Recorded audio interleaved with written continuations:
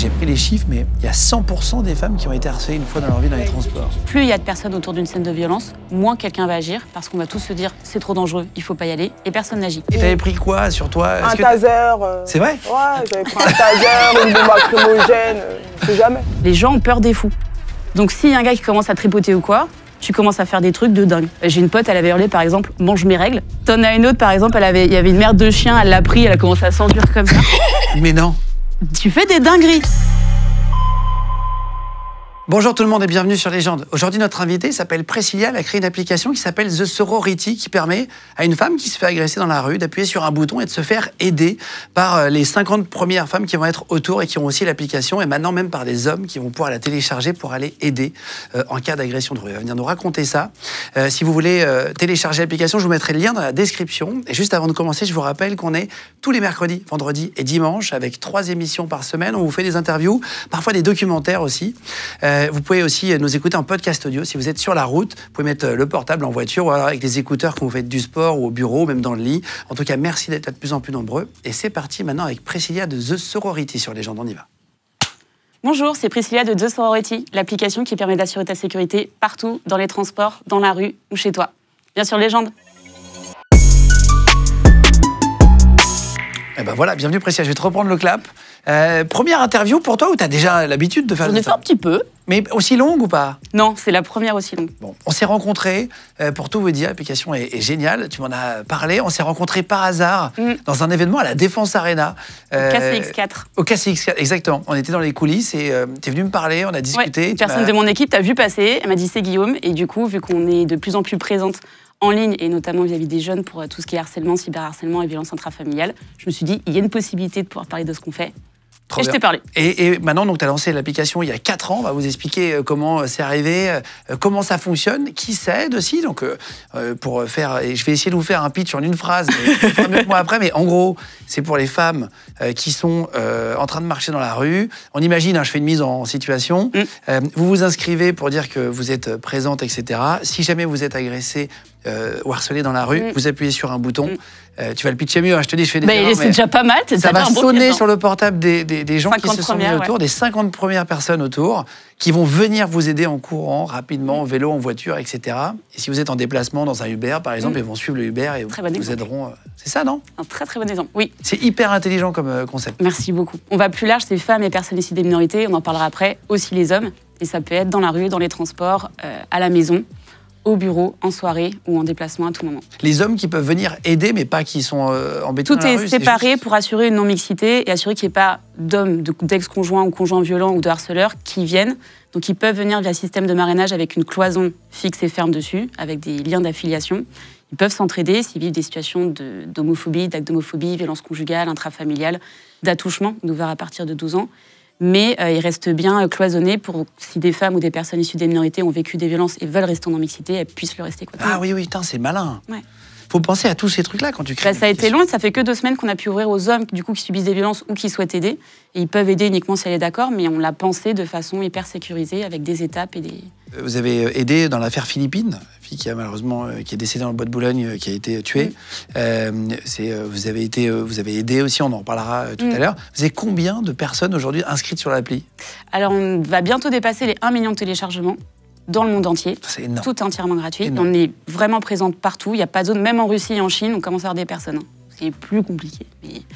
Et on est à 260 000 profils vérifiés, validés. Je le dis hyper froidement, mais en vrai, je m'en fous du chiffre parce qu'on vérifie chaque profil à la main, selfie en temps réel, pièce d'identité. Ouais. Mais non. Si, moi je suis ancienne responsable RGPD et on fait cette vérification manuelle. On n'a pas d'IA pour le moment. On est en train d'étudier des IA qui peuvent nous aider à le faire, mais il y aura toujours un double check manuel à la fin pour s'assurer que le profil qui rentre est bien la personne qui prétend être. On va même des fois jusqu'aux réseaux sociaux. Tu valides à la main? Ouais. Attends, mais vous êtes 250 à bosser pour valider 260 000 profils? Non, on bosse très vite et on a l'habitude. Ok. Tu regardes un peu qui c'est et comme ça, tu as la carte d'identité. En fait, tu checkes, t'as le selfie qui est pris en temps réel, donc tu peux pas prendre une photo de photo, tu peux pas tricher. Et on voit quand c'est des photos de photos. Pour l'instant, les IA sont pas aussi efficaces que nous, l'habitude qu'on a, pour donner le niveau de là où on en est. Et on vérifie du coup que la tête correspond bien à la pièce d'identité qu'il y a, peu importe le genre. On vérifie les autres informations, les adresses e-mail, etc.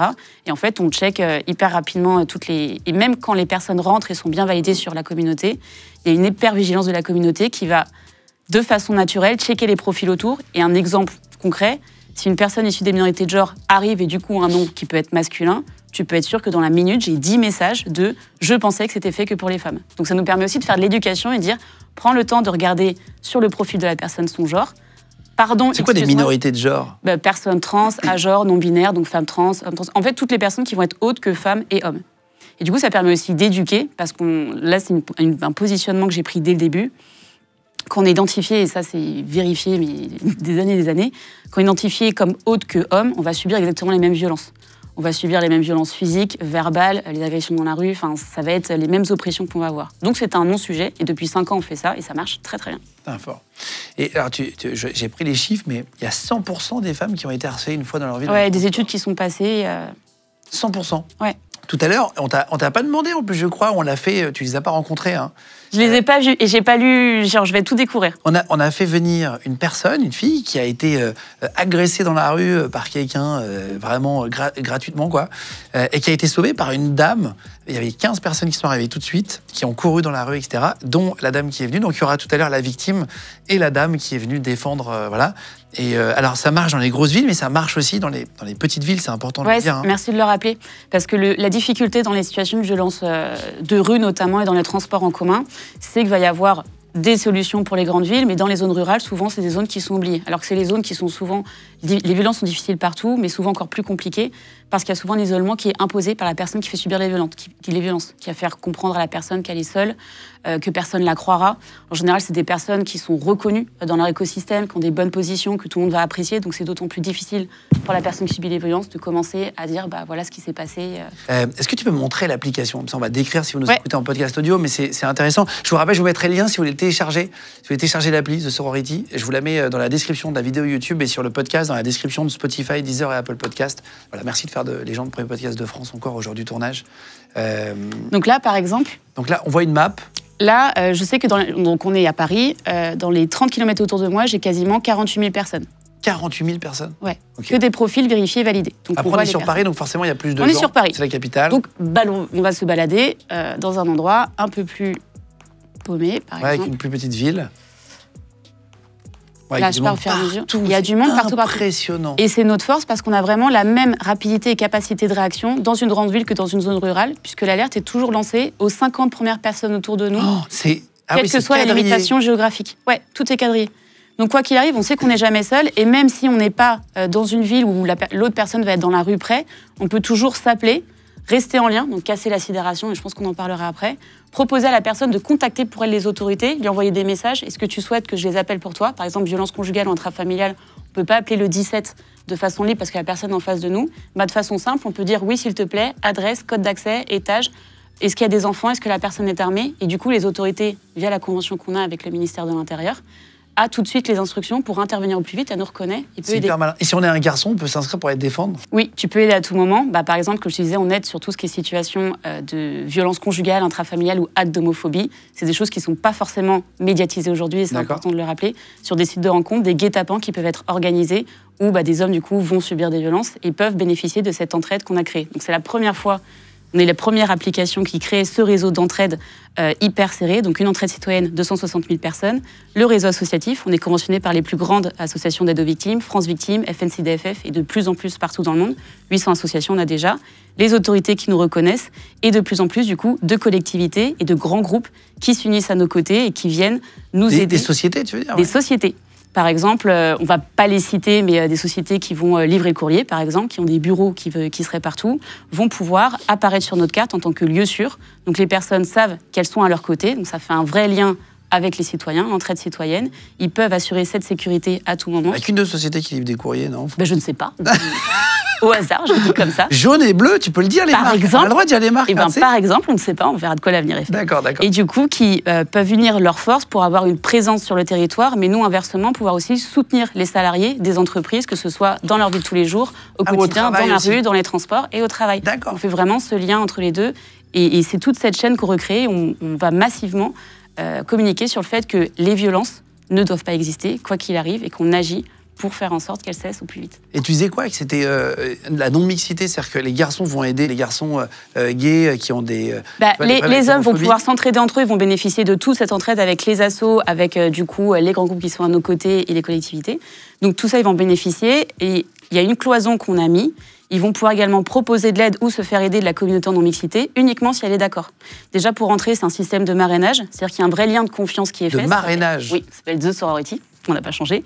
Du coup, il va falloir qu'ils deviennent ambassadeurs de notre communauté, et pour rentrer, il doit y avoir 3 codes à usage unique, qui viennent de personnes 3 femmes qui disent c'est bon, il essaye. Femmes ou personnes issues des minorités qui ont été validées au sein de notre communauté. D'accord. Et donc, ils récupèrent ces codes pour rentrer. Ils ont une affiliation, s'ils se comportent mal, ils se font bannir et les 3 marraines sont tenues informées parce que tu as des personnes, par exemple des femmes qui ont pu subir des viols, qui n'ont absolument pas envie d'être en interaction à ce moment-là avec des hommes parce qu'elles ont besoin de se reconstruire, elles ont besoin d'avoir confiance. Ah oui, d'accord. Et du coup, elles ont cette non-mixité. Elles ont le choix en tout cas. Exactement, elles ont le choix. Elles peuvent à un moment la lever ou alors rester en non-mixité le temps qu'elles le souhaiteront. D'accord. Ça permet aussi de recréer le lien et pas de faire une barrière stricte entre les genres qui n'aident pas forcément à faire évoluer la société. On montre qu'on peut s'entraider, mais à notre rythme et quand on le veut. On va juste parler de ton parcours, et on va revenir sur l'appli. À 13 ans, tu entends une phrase qui va te marquer, pour comprendre pourquoi tu t'en... Enfin, comment tu es arrivé à créer cette application-là, parce que c'est important de comprendre la genèse du sujet aussi. Tu entends cette phrase, c'est « Si t'es pas la meilleure à l'école, tu retournes chez ta mère ». Pour passer rapidement dessus, le début de l'histoire n'est pas forcément très fun, et à l'âge de 13 ans, je demande à aller vivre chez mon père. Et il y a une phrase qui arrive, et le deal, c'est en gros, si tu travailles pas bien à l'école, tu retournes chez ta mère. Donc, autant dire que j'ai tout fait pour être très très bonne à l'école. Et j'ai vraiment développé, et ce dont on a parlé, ce syndrome de la bonne élève. Je pense qu'on est beaucoup à l'avoir déjà en tant que femme, mais à toujours vouloir se performer, vouloir toujours être la meilleure. Et c'est vrai que ça m'a pas vraiment aidé à pouvoir casser ce syndrome-là. Tu vas partir de chez tes parents assez tôt. Pour faire mes études. Pour faire tes études, tu vas faire donc une prépa HEC, école de commerce en gros. Hein. Voilà. C'est ça. Ensuite, tu vas faire l'EM Strasbourg, seule école de commerce qui a un lien avec les États-Unis, je crois. Alors, en fait, rares écoles. À l'époque, c'est l'IECS. Et l'IECS, c'est la seule école du coup, de commerce française qui est rattachée à une université. Donc, elle dispose d'un statut universitaire. Du coup, elle est en lien avec d'autres grandes universités dans le monde, qui est le seul statut qui est reconnu dans le monde entier, dont un lien avec Georgetown. Et je me bats pour avoir des bonnes notes à ce moment-là et pour avoir Georgetown. Et j'ai Georgetown. C'est quoi Georgetown ? Georgetown University, c'est à Washington DC, c'est une grande université où tu as des grands présidents qui sont passés par là, qui est très prestigieuse, et du coup que j'ai payé, ça c'est la partie fun. Combien ? Au tarif de ma petite école française, du coup, qui est maintenant l'EM Strasbourg, qui était l'école la moins chère de toutes les écoles de commerce françaises, mais j'étais avec des élèves de Georgetown où c'était genre 60 000 ou 50 000 $. Quoi. Ah waouh. Mais je l'avais... C'était vraiment le niveau... Non mais c'est bidon. C'est de la merde. C'est pas de la merde, mais le niveau, c'est largement accessible pour nous. Quand tu te payes une prépa en France, je peux dire que tu peux te faire à ces universités de façon assez simple. C'est la partie financière qui va être difficile pour les personnes là-bas, mais sinon c'est faisable. Tu vas revenir en France après et tu vas faire un premier burn-out. Comment il se passe ? Pourquoi tu as un premier burn-out ? Alors à ce moment-là, je travaille dans un groupe pharmaceutique. Je suis la seule qui a fait une petite école de commerce. J'ai que des HEC, des polytechniques, que du gros autour de moi. Et je me donne vraiment pour pouvoir être au niveau et prouver que j'ai ma place. Et il se passe, ça en fait marrant, j'en parle pas forcément, il se passe une soirée où il y a une stagiaire qui arrive, dont je m'occupe, qui boit un coup de trop, et elle me balance son salaire. Et elle a fait HEC. La meuf gagne 10K de plus que moi, et ça fait 2 ans que je suis là. 10K à l'année, 10 000 € de plus à l'année.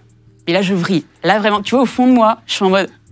Et tu vois, je suis à l'épuisant, parce que vraiment, j'ai tout donné pour, mais tu vois que c'est jamais assez. Et puis, de toute façon, les boîtes profitent aussi des personnalités, on va donner, parce que c'est tout bénef. Et là, je me dis, mais putain. Et en fait, là, donc, burn-out, moi, c'est une hernie hiatale. Donc, c'est-à-dire que c'est un blocage que j'ai comme un énorme ulcère. Je peux plus respirer, j'ai du mal à respirer, j'ai du mal à manger, j'ai du mal à dormir. Et je fais 6 mois comme ça, où je fais des examens, on comprend pas ce que j'ai. Et c'est le jour où je pose ma dème, où je commence de nouveau à respirer. Donc, c'était vraiment lié à ça, mais j'ai cette frustration qui vient et... Burn-out, c'est pas très clair, les symptômes. T'as comment plein de tu sais que t'es en burn-out burn-out ? À l'époque, tu vois, là, je te dis maintenant que c'est burn-out, mais le premier burn-out, je sais pas que c'est un burn-out. Je sais juste qu'il y a un gros souci, quoi. Et c'est le deuxième, en fait, j'ai exactement les mêmes symptômes physiques qui remontent. Et en fait, au bout d'un moment, tu peux plus. C'est juste que tu t'es cramé de l'intérieur. C'est le principe du burn-out, tu t'es cramé de l'intérieur. C'est en 2019, tu en parlais avant, tu vas faire un deuxième burn-out. Ça fait 5 ans que tu es dans une nouvelle boîte. C'est une boîte de quoi ? Qui travaille, qui fait des autoroutes, qui faisait des parkings et qui fait du cloud. Et je suis responsable RGPD, responsable des opérations. Qu'est-ce que c'est RGPD ? RGPD, c'est la protection des données à caractère personnel. Mais en tout cas, je suis spécialiste dessus et je les aide à avoir des certifications qui sont assez compliquées, comme hébergeur agréé de données de santé, par exemple, qui sont des trucs assez péchus. En gros, tu as le milieu bancaire ou le milieu, je dirais, de la santé qui est compliqué sur la protection des données. Et du coup, voilà, j'évolue pendant 5 ans. Et il arrive un moment où je gère énormément. Je ne suis pas du tout payée à la hauteur et je me rends compte qu'on se fout vraiment de moi. Et là, ça arrive où, pareil, j'arrive au même stade. Après 5 ans? Ouais, après 5 ans. Faut que tu négocies mieux tes salaires à l'arrivée. Franchement, moi, j'étais naze. Au final, je me suis dit, arrête les entreprises, quoi. Je fais des grands groupes, des startups, t'es mauvaise, quoi. Et donc, c'était quoi? C'était le problème de salaire aussi? Enfin, tu te disais, tiens... Relation avec notamment la direction, enfin, vraiment un abus, c'était pas du tout... Et puis même l'environnement, il y a beaucoup de choses qui me remontent par la suite, mais l'environnement, c'est toujours très masculin, j'ai aucun souci, enfin, j'ai toujours évolué avec des hommes, mais c'est vrai que tu te tapes des réflexions régulièrement, t'as les petites blagues, tu vois, ou « ah, mais t'es pas drôle », qui arrivent au fur et à mesure, et je pense qu'il y a tout un cumulé qui fait qu'au bout d'un moment, ça bascule. Et là, je suis prise en charge par un médecin traitant qui me dit « je te crois, et je suis là pour toi, et tant que tu n'iras pas mieux, en gros, tu n'y retourneras pas », et elle me met le terme « burn-out », et on avance comme ça dessus. Et c'est là où je commence à avoir l'idée de The Sorority. Comment? Pourquoi? Au moment où elle me dit ça, elle me regarde droit dans les yeux, elle me dit « je suis là pour toi et quoi qu'il arrive, voilà, je te protège ». C'était la première personne qui rigolait pas, déjà, qui n'était pas en mode oh, « tu fais un burn-out » ou... Non, elle était vraiment là. Et en fait, je sens vraiment que j'ai un poids qui se libère de mes épaules, je respire de nouveau. Et je me dis, mais en fait, quand on fait face à n'importe quelle situation d'isolement, de violence ou de harcèlement, juste te rendre compte que tu n'es pas seul, qu'il y a d'autres personnes qui ont pu passer par là, qui ont pu s'en sortir, ou des professionnels qui sont là pour toi. Mais il y a déjà la moitié du chemin qui est fait. Et vraiment, je le pense sincèrement. Et il y a un après que tu peux imaginer. Et c'est à partir du moment où tu fais ce premier pas, où après tu peux construire la suite, tu n'auras pas tout le chemin qui sera déjà tracé, mais au fur et à mesure, tu peux commencer à demander de l'aide, à en sortir petit à petit. Comment tu as financé l'application? Tu as l'idée, tu es en burn-out, donc tu travailles plus. Tu vas le développer toute seule, mais il faut coder au début, il faut un peu d'argent quand même. Comment tu fais? Alors, au tout début, ce que je fais, c'est que je me pose très cliché, en pyjama, dans ma cuisine. Je viens d'accoucher de mon 2e petit garçon. Donc, je suis au plus profond du plus profond. Deuxième grossesse plus difficile que la première ou pas, non? Ça t'intéresse? Non, mais écoute, je lis. La première, elle était compliquée. La deuxième est très compliquée. Voilà. Non, mais en fait, c'est quoi? J'ai pas mal de potes qui en ont 2 en ce moment, et j'ai l'impression que la deuxième grossesse est beaucoup plus difficile que la première pour toutes mes potes qui ont des enfants. Ah, c'est chaud. Ils le vivent déjà plus mal dès le début, à droite, à gauche. Donc... Non, c'est chaud parce que tu sais dans quoi tu t'engages. C'est plus compliqué, tu sais où tu vas arriver. Ouais, t'as moins l'excitation du début. Ouais, il n'y a plus l'excitation. Après, moi, je savais que je voulais m'arrêter à 2 parce que je les ai vraiment eu rapprochés. Et donc, en fait, chaque étape, j'étais en mode, allez, c'est la dernière. Allez, c'est la dernière. Ah, c'est vrai? Comme ça. Ah oui. Ah, tu savais que c'était la dernière fois? Ouais. Ah oui, et je te dis, à l'intensité où je suis et ce que je fais, non, il n'y a pas ne rentre pas dans cette catégorie. Impossible. Vraiment, ils sont, en plus, j'ai 2 petits garçons hyper dynamiques. Il y a un moment où si je veux garder un équilibre et une certaine... santé mentale. Exactement. Pas devenir taré. Il y a même des fois, je leur dis, mais je ne peux plus réfléchir. Donc, c'est toi qui les gardes la journée ou tu... Non, j'ai une nounou qui m'aide parce que sinon c'est ingérable. Enfin, là, j'ai vraiment déjà, je travaille beaucoup et puis je suis souvent en visio.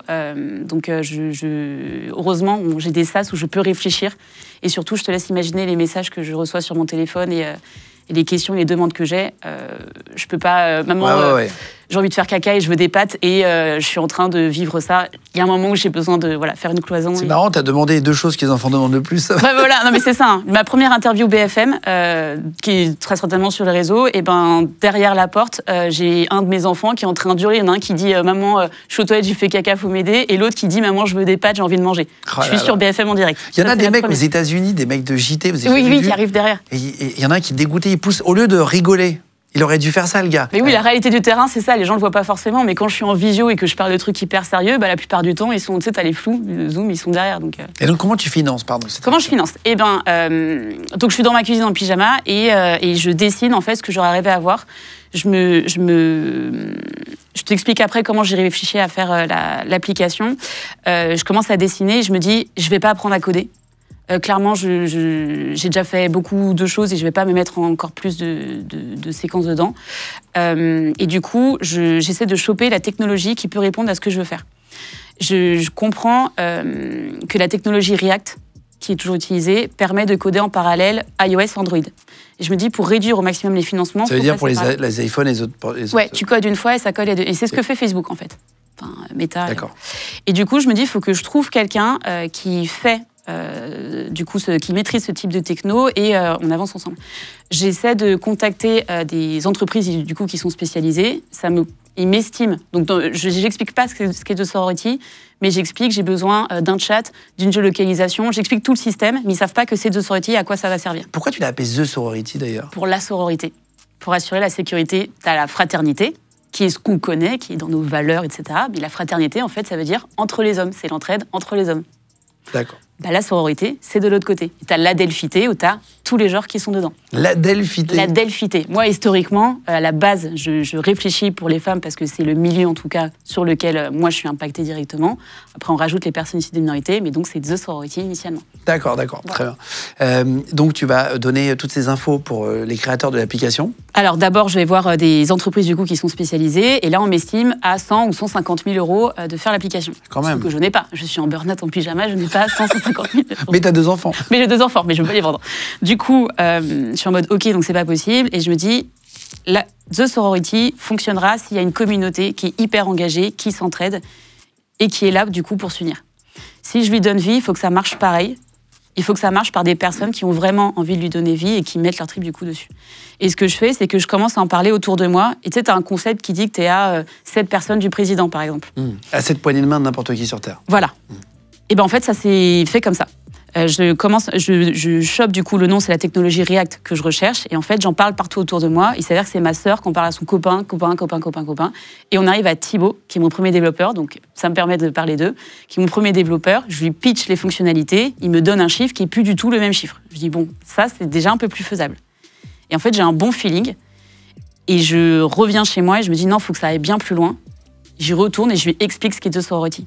Et Thibaut devient mon premier développeur. Thibaut connaît Adrien, qui bosse avec lui. Je rencontre Adrien, ça match hyper bien. Il devient notre 2e développeur. Et comment tu les payes, ces gens? Eh ben, initialement, je mets de ma poche pour Adrien, qui est le dernier du coup qui rentre dans le groupe. Et Fanny et Thibaut, je leur explique ces 2 sororities. Je leur dis, si vous y croyez, vous me rejoignez. Et on crée ce qu'on a créé l'entreprise à impact. On voit comment ça évolue. Le but, par contre, elle sera toujours gratuite. Jamais on se fera du fric dessus, donc ce qui est complètement fou comme concept. Les gars m'ont suivi, je ne sais même pas comment, ils ont vraiment eu confiance en moi, mais ils sont fous sur le papier. Mais c'est notre bébé et on voit ce que ça donne et on avance au fur et à mesure. Et donc on commence comme ça et je fais 2 crowdfunding sur KissKiss. Explique ce que c'est qu'un crowdfunding et KissKiss. Un crowdfunding, en fait, c'est un financement participatif où tu vas proposer à des personnes de pouvoir mettre des billes en gros dans ton projet. C'est une cagnotte, mais les personnes vont s'engager concrètement. Et la force de ça, c'est que tu crées pour la première fois ta communauté. Ça, je m'en suis rendu compte après. À ce moment-là, je lisais un livre qui s'appelle Hooked, et j'invite vraiment tout le monde à le découvrir. Je ne sais pas si tu connais. Non. C'est un livre qui t'explique, alors, il ne faut pas que ça tombe dans de mauvaises mains, mais ça explique que l'humain, pour lui, ça va être plus simple de continuer à mettre des billes dans quelque chose dans lequel il s'est engagé en premier pour voir que ça fonctionne, que de se rendre compte qu'il s'est trompé et du coup d'arrêter net le truc. D'assumer l'échec. Exactement. C'est pour ça qu'il y a des gens qui vont prendre des décisions qui sont cheloues à un moment, mais elles vont continuer à y aller parce que ça serait plus difficile pour elles de dire je me suis trompée que ah ok, fine, et voilà. Et en fait, j'ai l'impression que le crowdfunding, c'est un peu le même principe où tu vas générer une communauté et à partir du moment où elles ont fait un premier don, un premier geste elles vont suivre, elles vont être liées à ce qui est en train de se passer et vont avoir cette fierté de voir comment évolue le projet. Et aujourd'hui, j'ai des personnes qui ont été les premières à mettre dans The Sorority alors qu'elles n'existaient pas, ça ne savait même pas ce que ça allait donner, et qui sont fiers de voir la taille qu'on a prise, qu'on arrive à faire, le nombre de personnes qu'on arrive à sauver. Putain, c'est fort. Et donc, tu arrives à financer combien avec ta cagnotte en ligne? Alors, on fait 11 000 la première année et 18 000 l'année suivante. Donc, ça permet de financer les plateformes. Moi, de ma poche, je mets aussi. En toute transparence, j'ai mis, je crois, 13 000 euros. Là, je finance, du coup, toute la partie technique et Adrien, du coup, qui nous rejoint après. Et on monte comme ça petit à petit. Et ça prend très vite. On a beaucoup de demandes très rapidement. Mais mon combat depuis le début, c'est que ça reste gratuit pour toutes les personnes qui en ont besoin, qu'elles soient victimes ou témoins. Là, tu peux mettre des pubs dessus Non, mais des pubs de marques qui acceptent. Tu demandes de l'aide, tu demandes, quand tu l'ouvres, il faut tout de suite que tu aies ton bouton. Et c'est pas dans non, mais tu peux avoir des donateurs et juste dire merci en bas à droite à Renault, à machin, merci pour leur, du coup, leur on don, a encore, juste remercier élégamment, tu vois. Pas on forcément a encore un truc évolué. qui apparaît. Bon, ça c'est sale, mais non. Du coup, donc il y avait l'entreprise à mission qu'on a laissée endormie. Et ce que j'ai fait, c'est que j'ai créé l'association Loi 1901 The Sorority Foundation en 2021, début 2021, qui est devenue actionnaire majoritaire de la SAS. Donc c'est un pur modèle hybride, on est dans les premiers à l'avoir créé. Et du coup, l'idée, c'est qu'on aille tout mettre sur l'association. Et du coup, c'est elle qui va nous aider à chercher les fonds. Parce que, de toute façon, on est d'intérêt général. Donc, il y a une déduction d'impôt quand... Alors, ce qui se passe, c'est que tu as les fondations que tu peux aller chercher, des mécènes, des appels aux dons, et tu as du privé, du coup, des entreprises qui peuvent donner et bénéficient de la réduction fiscale. Mais ça reste difficile. Le milieu associatif et aller chercher les fonds, ça reste très difficile. Comment tu le lances au départ quand tu es en plein Covid, là ? 2019, tu dis burn-out, après tu le lances, après le Covid. Ouais. Il y a eu il y avait beaucoup de gens qui étaient agressés pendant le Covid, même s'il y avait peu de gens dehors. Alors, pour revenir à quand déjà je l'imagine, ce qui se passe, c'est que je la dessine du coup début 2019, on la modélise avec Fanny durant l'été, et vers septembre 2019, on commence à la coder. Donc là, on continue. Moi, j'ouvre les réseaux sociaux, je commence à parler de ce qu'on est en train de faire. On sensibilise sur la sidération, les faits témoins, etc. Et arrive le Covid début 2020. À ce moment-là, on démarre la bêta-test. Donc les premières utilisatrices arrivent, notamment celles qui ont participé au Kiss Kiss. Donc ça commence au fur et à mesure. Et là, dans le Covid, tu te rends compte. Les bêta-tests, c'est des versions d'essai, en gros. Exactement. Et du coup, pendant cette période-là, tu as de plus en plus de situations qui remontent, notamment des situations de violence conjugale. Parce que tout le monde est enfermé chez soi, des coupettes, et tu as des violences du coup qui sont quotidiennes pour les personnes. Et du coup, elles commencent à nous rejoindre. Et la communauté, on arrive à un moment où en fait, la bêta-test, donc cette version test, est saturée tellement on a de bêta-testeuses. Donc avant même qu'on arrive sur les stores en officiel, toute la version test est complètement saturée. On a déjà une très forte communauté qui est mobilisée. Donc quand on démarre en fait, on passe sur les stores en septembre 2020, après des grosses étapes de validation par les stores, notamment Apple. Et bien à ce moment-là... C'est dur de mettre une application sur Apple Je pensais que c'était très simple, parce que tu as quand même plein d'applications qui servent à rien. Complètement, ouais. Et surtout, tu en as souvent qui copient un peu nuls, de pays un peu lugubres. Avec plein de pubs du coup qu'elles mettent, elles sont de la thune. Et ben pas du tout. Enfin, en tout cas, nous, pas du tout. Durant l'été du coup 2020, on pose sur les stores. Sur Android, ça passe direct. Et sur Apple, on commence à avoir des questions, notamment sur la sécurité. Donc heureusement, je suis ancienne responsable RGPD. Donc sécurité des données, donc je réponds, et je suis en lien direct avec les équipes en Californie. Rien sur le papier me disait que j'arriverais à ce stade-là, c'était juste une appli pour aider. Et on commence, en fait, on passe des SaaS, et à chaque fois que tu réponds à des questions sur du coup les stores, quand tu mets une appli, tu as toujours 2 à 3 semaines d'attente de réponse des équipes là-bas. Donc les délais, on voit les questions qui arrivent, et les délais commencent vraiment à se rallonger. Et je commence à me dire à un moment, ce que je dis pas du tout aux devs et à Fanny, je leur dis, je le cache, mais je me dis, mais ça se trouve, elle va jamais sortir cette appli. Parce qu'il y a vraiment les questions qui arrivent, c'est trop long, ça se trouve, tout ce boulot, tout ce qu'on a mis en place. Et en plus, tu as des journalistes qui commencent à s'y intéresser. Dans la communauté, tu en as une qui est stagiaire dans des grands médias, qui nous suit. Et elle me dit, pendant l'été, elle me dit, Priscilla, je vais faire un article, je ne partirai pas de mon stage sans parler de The Sorority. Donc je sais qu'en plus, il va y avoir un effet boule de neige. Je dis, en fait, on n'est pas encore validé sur les stores, donc non, c'est trop chaud. On est déjà saturé, ça va faire un bad buzz, quoi, à la limite. Et il s'avère qu'en fait, on a réussi à débloquer toute la situation. Donc au final, j'ai dû prouver à Apple qu'il y avait des grandes associations qui attendaient qu'on arrive pour assurer cette sécurité des personnes. Donc j'ai dû demander des déclarations, notamment Women Safe and Children, qui est une association qui nous soutient, qui est assez reconnue, qui a fait elle-même des déclarations pour faire en sorte qu'ils lèvent le blocage qu'on avait. Et l'article sort le 1er septembre, le déblocage se fait le 31 août. Et ça explose d'un coup. On a 5000 personnes dans les premières heures, et ça fait boule de neige, il y a plein de médias qui reprennent l'article. Juste pour expliquer le début, puis après on va faire rentrer une personne qui a été sauvée grâce à ton appli. C'est ça, l'intérêt aussi, c'est de voir quelqu'un qui a vraiment vécu le truc de l'intérieur, tu vois. Il y a une phase de formation au départ, quand on s'inscrit. Ça veut dire quoi, une phase de formation? Qu'est-ce qu'on t'apprend? Donc quand tu rentres déjà, je te disais, tu as selfie en temps réel, pièce d'identité, on vérifie tout. Et quand tu vas rentrer, donc tu fais partie de la communauté, on va te proposer des entraînements tous les mois. Donc c'est un dimanche entre 15h et 17h, donc tu reçois les instructions, tu t'inscris, tu dis dans quelle ville, à quelle heure, ça va être entre 15h et 17h. Et les personnes vont recevoir pour instruction d'appuyer sur le bouton d'alerte pendant 2 secondes, donc elles vont simuler une vraie situation de violence. Elles vont appuyer 2 secondes sur le bouton d'alerte. Ça va envoyer l'alerte aux 50 premières personnes qui vont être tenues informées et qui vont prendre contact avec elles. Donc des 2 côtés, elles vont s'entraîner à casser la sidération que tu peux avoir quand tu subis un acte de violence. Donc peut-être que tu veux qu'on en parle maintenant. L'effet de sidération. Si tu veux, vas-y. Donc l'effet de sidération, c'est quelque chose d'hyper important que j'essaie de rappeler au fur et à mesure. Quand on fait face à une scène de violence, qu'on soit victime ou témoin, peu importe, le cerveau n'était pas prêt à faire face à cette scène. Que la violence soit verbale, qu'elle soit physique, quoi qu'il se passe, il n'était pas prêt à y faire face, et du coup il va se bloquer, il va se friser. Ça s'appelle la sidération. Il va se réactiver ou pas par la suite. Et après ça, on va s'en vouloir, on va se dire mais pourquoi j'ai pas réagi, pourquoi j'ai pas J'aurais dû faire ça. Exactement. Ouais. Et les proches vont pas non plus nous aider parce qu'ils vont nous dire, en même temps, t'es pas parti, t'as pas dit non, etc. Ouais. Et donc, nous, on rappelle que c'est la sidération. Et ce qu'on fait sur The Sorority, c'est qu'on casse la sidération. Déjà, tu vois que sur la carte, t'es entouré, donc t'as cet esprit d'entraide, de communauté qui arrive. Donc déjà, tu reprends confiance. Et on casse la sidération via l'entraînement, parce que concrètement, on appuie sur le bouton et on voit en combien de secondes les premières personnes prennent contact avec nous. Et ce qu'on a, c'est qu'en 1 minute, on a 10 à 15 prises de contact. Donc ça va super vite. Après, il faut aller vite quand on est agressé. Hein. Le but, c'est de rentrer en contact immédiatement. Et ce qu'on dit, c'est que même s'il n'y a pas encore eu l'attouchement, l'agression, quoi que ce soit, tu sens c'est un contexte. C'est une tension qui monte, tu sens que tu es suivi. Dans les situations de violence conjugale, tu sens que le ton monte, tu sens que c'est en train d'arriver. Donc dès que tu sens ça, en fait, tu considères que tu es dans cette situation-là, t'appuies. Et immédiatement, il y a ces prises de contact. Et t'appuies sur le bouton et il se passe quoi?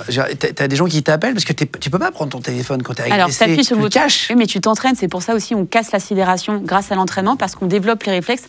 Les autorités s'entraînent, les personnes malveillantes s'entraînent puisqu'elles reproduisent des cycles de violence qui se passent très bien pour elles parce que t'as la sidération d'un côté et t'as l'effet témoin dont on parlera aussi.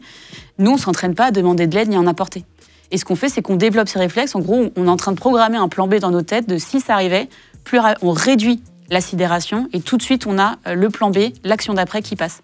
On appuie sur le bouton, tout de suite tu as les messages qui arrivent et là tu réponds aux messages ou tu peux répondre par téléphone. Mais si tu peux pas répondre, tu développes le réflexe, tu le fais tout de suite et tout de suite tu décroches le téléphone et en fait les personnes, en plus de pouvoir t'appeler, envoyer les messages ou contacter pour toutes les autorités, vont entendre. Surtout, elles te voient sur la carte et si elles sont pas loin, même si tu réponds plus, après elles peuvent venir. Elles te voient immédiatement et du coup, si c'est cette situation, c'est ce qui s'est passé. Tu as un effet de sidération inversé concret parce que la personne qui agresse ne s'attend absolument pas à ce que tu connaisses quelqu'un, à ce que quelqu'un t'appelle, vienne vers toi ou t'envoie des messages. Donc en fait, en gros, tu dis, quand tu as l'application, c'est intéressant parce qu'il faut vraiment le mettre dans un état. Tu marches dans la rue, tu sais que tu es dans un truc un peu qui craint, une rue qui craint et tout. Hop, tu la sors et tu prépares ton pouce en fait. Sinon, ça sert à rien. Il y en a beaucoup. Un truc de sécurité, un policier, je crois. Je crois qu'il met 7 secondes avant de tirer. S'il y a un attentat, il voit quelqu'un. À partir du moment où il sait qu'il y a quelqu'un qui est en train de tuer quelqu'un, il veut le sauver, il veut tirer. Il met 7 secondes avant d'ouvrir le feu. 7 secondes, c'est un homme qui court 35 mètres. C'est beaucoup. C'est énorme. C'est-à-dire que si t'as quelqu'un à 35 mètres, c'est déjà un peu trop tard. Donc en fait, il faut avoir quelque chose à moins de 7 secondes prêt à envoyer. Mais c'est un vrai sujet. Hein. Et si vous avez quelque chose chez vous, les gens qui me disent « Ouais, mais t'inquiète, j'ai une batte de baseball dans mon garage », ça sert à rien. Tu veux que je t'explique des types de sidération qu'on peut faire sans même l'application? Mais tout ça pour dire, il faut que ça soit surtout prêt à ouvrir. Si c'est un conseil à donner, que ça sert à ça, c'est vous mettez le portable dans la poche, et avec le doigt prêt à appuyer. Et en fait, elle débarque immédiatement et on crée un effet de sidération inversé parce que la personne qui agresse s'attendait pas, on recrée tout un schéma narratif où elle s'attend pas à ce qui se passe. Et juste avant que je t'explique des tips, l'effet témoin, on joue aussi beaucoup dessus. C'est expliqué aussi par des études. Plus il y a de personnes autour d'une scène de violence, moins quelqu'un va agir parce qu'on va tous se dire c'est trop dangereux, il faut pas y aller. Ou il y aura forcément une personne plus habilitée que moi qui va agir et j'attends qu'elle agisse. Et personne n'agit. Et c'est prouvé que si une personne déportait son corps en avant, c'est limite animal, le reste suivrait. Donc tu auras un effet de groupe, tu crées un effet de sidération inversé parce que la personne ne s'attend absolument pas à ce qu'il y ait cet effet-là. Et l'agression prend fin hyper facilement, sans aucune situation de violence. Nous, en fait, on casse tous ces biais qui font que les violences arrivent à vivre. On casse l'isolement, on casse la sidération et on casse l'effet témoin. Et du coup, on a une réaction hyper rapide. On recrée la sidération, mais sur les épaules de la personne qui agresse, qui s'attend pas en fait à ce que ça se passe comme ça. Et on lui met une petite graine dans la tête aussi que, en fait, ça peut pas se passer si bien. Du coup, tu veux que je te montre en temps réel comment est-ce qu'on peut faire pour arrêter une agression sans forcément l'application? Vas-y. Alors avec quelqu'un du coup d'autre debout, tu veux dire? Ouais, j'ai besoin de quelqu'un. On va mettre le micro sur quelqu'un de l'équipe et on va se lever. C'est parti. Allez, ça y est, on a fait rentrer Louis, on a mis le micro, donc à Louis qui écrit les émissions. Merci d'être là. Et merci de faire le méchant du film, là. Pour une fois, je suis le méchant. Et c'est histoire de comprendre la scène et comme ça, vous pouvez avoir un conseil de la part de Priscilla. Donc, qu'est-ce que tu voulais montrer? Donc, par exemple, si tu es suivi dans la rue, dans les transports en commun, ce qui arrive régulièrement, tu sens quand tu es suivi, tu sens la présence. Et ce que tu peux faire de façon simple sans forcément déclencher l'alerte, tu as un pas qui est plutôt assuré et rapide pour déstabiliser aussi la personne. Donc, moi, je vais avancer vite. Et en fait, lui va essayer de me suivre donc à cette même vitesse. Et ce que tu fais, c'est que tu crées un effet de sidération inversée de façon simple. Tu vas créer un moment où tu vas stopper d'un coup. Et comme il ne peut pas te rentrer dedans, lui va vivre un effet de sidération, va devoir faire quelque chose, il va te contourner et passer devant toi. Et ce que tu vas faire par la suite, je vais vous montrer. Donc là, je marche vite. Là, je m'arrête d'un coup. Il passe devant. Ouais. Et en fait, tu commences à emboîter le pas derrière. Là, on est sûrement hors cadre. Tu le suis, toi, et tu te mets... Ce que tu fais, c'est que tu ne suis pas juste... Déjà, tu peux le suivre bêtement comme ça, déjà, c'est super chelou. Attends, reviens. Ce que tu fais, tu le suis, mais tu le suis un peu décalé. Pour complètement... T'as vu? C'est weird. Tu te sens pas bien? Ouais, c'est pas agréable. Mais justement, Et en fait, je l'ai déjà fait. Il va te dire pourquoi tu me suis. Mais c'est exactement ça, en fait. Tu inverses le rôle et en fait, tu te mets comme ça et lui, en fait, il va vivre ce que toi, t'es en train de vivre à ce moment-là. Déjà, tu vas lui faire vivre les sentiments. Il va se dire, mais elle est complètement tarée, en fait. Qu'est-ce qu'elle est en train de faire? Et tu lâches pas le truc. Ne vous mettez jamais en danger. Moi, j'ai déjà fait plusieurs fois. Quand vous êtes assuré, vous le faites, tu fais ça. Moi, ça m'est arrivé où le mec, il est parti en courant à la fin. On est sorti de la bouche de métro. T'es pris pour une folle un peu. Ah mais ouais. Et la deuxième technique, les gens ont peur des fous. Donc s'il y a un gars qui commence à tripoter ou quoi, une personne qui agresse déteste être remise en lumière, tu commences à faire des trucs de dingue, mais des dingueries, des trucs que les gens normaux ne feraient pas. Tu te mets à hurler. J'ai une pote, elle avait hurlé par exemple « mange mes règles ». Voilà. T'en as une autre par exemple, il y avait une merde de chien, elle l'a pris, elle a commencé à s'enduire comme ça. Mais non. Tu fais des dingueries. Le mec va flipper. Qu'est-ce qu'il a envie de t'agresser ou quoi? Ouais. Je me suis T'as toujours pas envie? Si un jour j'ai quelqu'un qui m'agresse et qui veut me violenter, je me mets tout nu et je crie.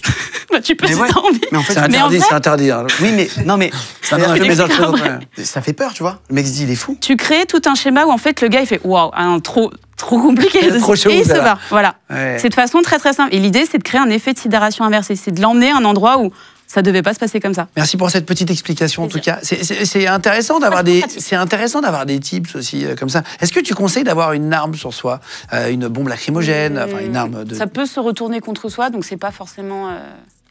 Je recommanderais pas en tout cas. Tu recommanderais pas. Mais en fait de façon très simple, tu recrées des narratifs et tu gênes. Il y a sur quand on arrive sur l'application, il y a profil classique, profil ayant lancé l'alerte quand tu machin, et il y a lieu sûr. Qu'est-ce que ça veut dire lieu sûr? Alors tu as les cheveux verts qui sont les profils classiques vérifiés validés. Tu as les cheveux roses qui celles qui proposent d'ouvrir leur porte. Par exemple en pleine nuit, s'il y a une personne autour qui est en situation de violence conjugale, elle peut courir, se réfugier, contacter les autorités, contacter ses proches et les assos selon leur d'ouverture. Tu as les profils aux cheveux rouges qui viennent de lancer l'alerte, donc elles sont identifiables pendant 48 heures. Comme ça permet que si même le conjoint violent ou la personne violente a arrêté l'alerte, tu es toujours en lien avec elle et tu peux leur demander si ça va. Ce qui est très utile parce que des fois, au bout de 3-4 heures, on leur redemande, donc les personnes restent en contact, c'est pour ça qu'on ne fait pas des messages globaux non plus. Est-ce que ça va? Et elles disent, au final, bah non, il était à côté de moi, j'ai besoin d'elle, j'aimerais bien prendre un café. Non, j'ai besoin que... Voilà, par exemple, des pots de plainte. Ouais. T'as pas été aidé au début sur les réseaux sociaux? Pas trop. Alors que tu fais un truc pour aider les bah ouais, femmes. mais l'humain, il est bizarre. C'est bizarre, hein? C'est bizarre. T'as failli même partir en dépression au tout début. Le début était très compliqué. Il y a eu un commentaire qui t'a fait beaucoup de mal et qui a commencé un bad buzz un peu. Ouais. Qu'est-ce qui s'est passé? Comment est-ce qu'on Je crée... sais même pas si la communauté est consciente du début.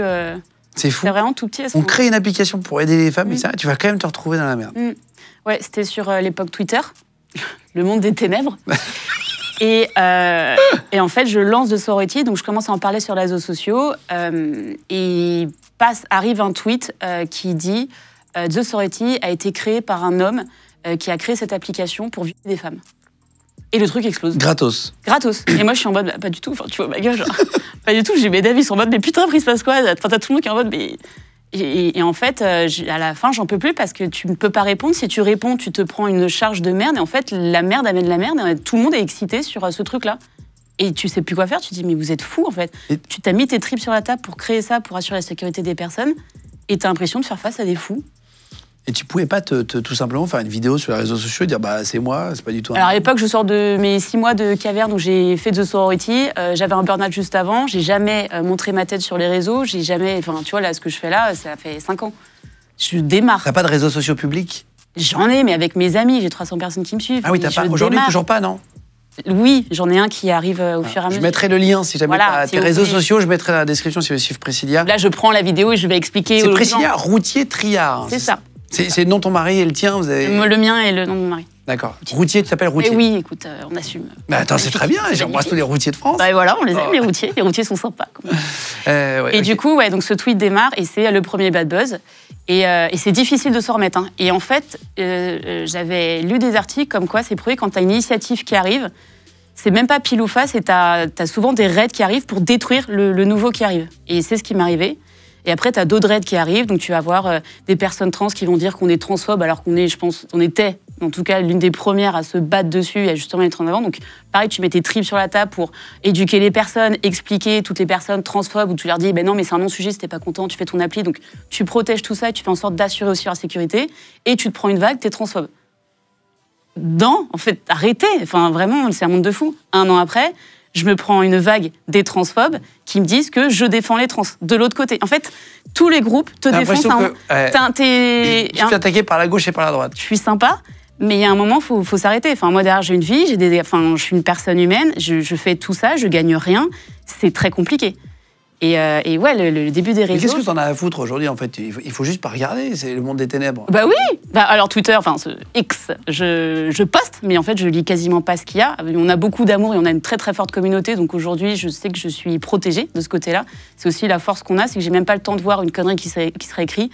Il y a déjà 10 ou 15 messages et je tiens à remercier du fond du cœur de notre communauté, parce que si on tient et si j'arrive à faire ça au quotidien à l'intensité où on est, c'est grâce à la communauté. Parce que je sais qu'elle est là, qu'elle me protège et qu'elle est aussi habituée au discours qu'il y a. Et qu'en fait, c'est limite un mur de bienveillance que j'ai, quoi. Je les vois pas, ces gens. Oui, puis le principal, c'est le nombre de gens qui sont inscrits sur l'application. C'est juste qu'on arrive, en fait, c'est le nombre de personnes qu'on a sauvées. Moi, j'ai toujours dit depuis le début, si on a sauvé une personne, on a tout gagné. On en est à 700 si on en sauve par plus, mois. c'est encore mieux, quoi. Voilà, Vous en êtes à 700 alertes par mois? Ouais, on a 700 alertes par mois. Putain, c'est fou. 70 à 80% dans la rue, dans les transports et en soirée. 10% cas de violence conjugale ou intrafamiliale et 10% qui prennent une place de plus en plus grosse, c'est des post-traumas, donc des personnes qui ont subi des violences, qui ont le sentiment d'angoisse qui peut remonter parce qu'il fait sombre, parce qu'elles entendent un bruit, et qui lancent l'alerte pour être entourées, et du coup rester au téléphone, rentrer chez elles, prendre un café, et des situations aussi d'idées noires, pensées suicidaires. L'affaire Philippine, c'était le 21 septembre 2024. Ouais. Il y a le corps de Philippine, qui était étudiante, pas très loin d'ici d'ailleurs, qui a été retrouvée morte dans le bois de Boulogne. Comment vous avez joué un rôle dans l'affaire? Philippine, c'est hyper particulier. En fait, je suis contactée le lendemain matin par une personne proche de la famille qui me connaît personnellement et qui me dit « Priscilla, je sais que l'application n'est pas faite pour ça, mais est-ce qu'on peut diffuser l'avis de recherche de Philippine auprès de toute la communauté ?» Donc je lui dis bah oui, c'est un non-sujet. Et du coup, on travaille pendant 2-3 heures avec elle et les proches pour faire l'avis de recherche, vérifier toutes les informations. Ils organisent une battue. On diffuse du coup toutes les informations pour mobiliser un maximum de personnes, diffuser du coup son visage, toutes les informations et pouvoir mobiliser pour qu'elle soit là la battue. Et une demi-heure après, le corps de Philippine est retrouvé. Et vous aviez mobilisé plein de gens qui étaient d'accord? Il y a des gens qui ont fait partie du coup de la battue qui a été organisée au bois de Boulogne. Toi, tu t'es déjà fait agresser? Ça vient d'un moment de ta vie aussi? Je t'ai pas posé la question, mais c'est une erreur. Est-ce qu'il y a eu un moment où tu t'es fait agresser, où tu t'es dit, bah voilà, il manque ça? On m'a souvent posé la question et initialement, tu sais d'où c'est venu. Et en fait, au moment où je travaille sur The Sorority, je lis énormément de choses et je vois beaucoup de choses et j'ai des choses qui me remontent, notamment en entreprise.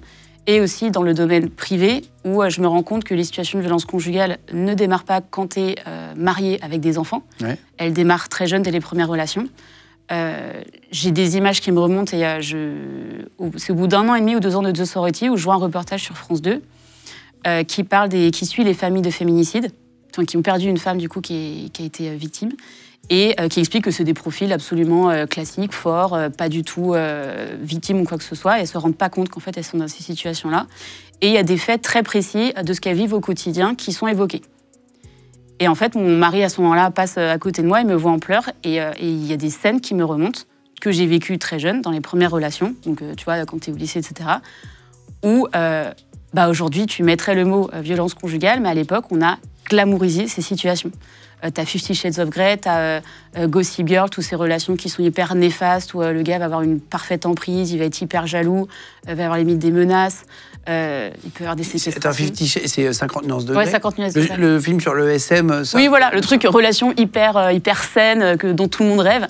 Bah non, en fait, c'est juste de la violence et c'est hyper toxique. Mais pour le coup, on a vraiment sulfurisé il fait ça parce qu'il est trop jaloux, parce que c'est une relation que personne ne peut comprendre.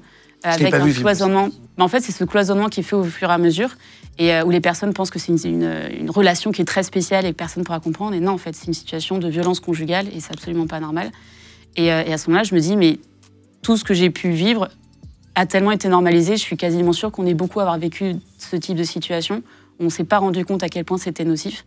Et on a pu avoir des traumas qui peuvent ressurgir à un moment ou à un autre. Est-ce que si on intervient sur quelqu'un qui se fait agresser, et qu'on a peur d'être la première à arriver ou le premier. Parce qu'on se dit, attends, si je suis le premier à arriver, est-ce qu'ils ne sont pas 3 et je vais me faire agresser avec, tu vois? Est-ce qu'il y a un système pour arriver à plusieurs? C'est l'effet témoin ou c'est mécaniquement. Et je pense que du coup, on va en parler juste après. Mais c'est exactement ce qui se passe. En moyenne, en 1 minute, tu as 10 à 15 prises de contact. Surtout, ce qu'on dit, c'est aux personnes de jamais se mettre en insécurité. Quoi qu'il arrive, on contacte les autorités, on demande aux agents de sécurité à côté, on y va en groupe, mais tu n'y vas jamais seul. Ça, c'est toujours ce qu'on répète. Dans une ruelle sombre, parce que là, tu te dis, machin, mais si c'est une ruelle sombre... Tu n'y vas jamais seul, quoi qu'il arrive. Par contre, tu peux demander à des personnes autour de toi, venez avec moi, il est en train de se passer ça. Et du coup, ça crée un effet de sidération. Il y a une utilisatrice aussi de Sorority, une cinquantenaire qui s'était inscrite pour aider, qui finalement, ça l'a aidé elle, finalement. Ça s'est retourné, la violence contre elle. J'ai découvert cette histoire, comme tout le monde, quand c'est passé dans les médias. Elle a plus de 50 ans et elle vient sur The Sorority. Elle m'avait envoyé un message, mais qui était lambda son là. Elle me dit merci d'avoir créé cette communauté. Je ne subis pas de violence, mais je suis là pour aider. On en a énormément qui viennent pour aider. Et elle participe à un des entraînements. Et du coup, elle développe les réflexes d'entraide. Elle voit comment ça se passe quand elle appuie sur le bouton. Elle voit le nombre de personnes. Elle remercie les personnes. Elle leur rappelle qu'elles sont là pour elle. Donc, elle fait aussi le lien avec des personnes de son quartier où elle voit qu'elle est entourée également s'il se passait quoi que ce soit. Et 2 semaines après, elle rentre chez elle et il s'avère que c'est son fils qui l'agresse. Et elle ne s'y attend absolument pas. Enfin, c'est un effet de sidération complet. Elle ne s'attend absolument pas à ça. Et elle a le réflexe, c'est vraiment la seconde nature qu'on crée, elle a le réflexe de sortir son téléphone et tout de suite appuyer sur le bouton. Et là, du coup, la communauté avec qui elle était déjà en lien se mobilise, ils contactent les autorités. Bon, la suite, elle est dans un article d'ailleurs qui est passé, je crois que c'était sur Europe 1. Et en fait, la personne prend contact avec moi par la suite, elle me dit, non, je vois l'article, et je retrouve son nom, et du coup, je lui demande comment ça va, et elle me dit, je tenais à te remercier parce que j'étais venue pour aider, je m'attendais pas du tout à ça, et je suis ressortie avec un énorme élan d'amour.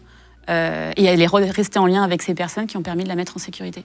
C'est-à-dire quoi, quand tu disais j'ai une relation toxique, c'est quoi une relation toxique? On entend ce mot un peu...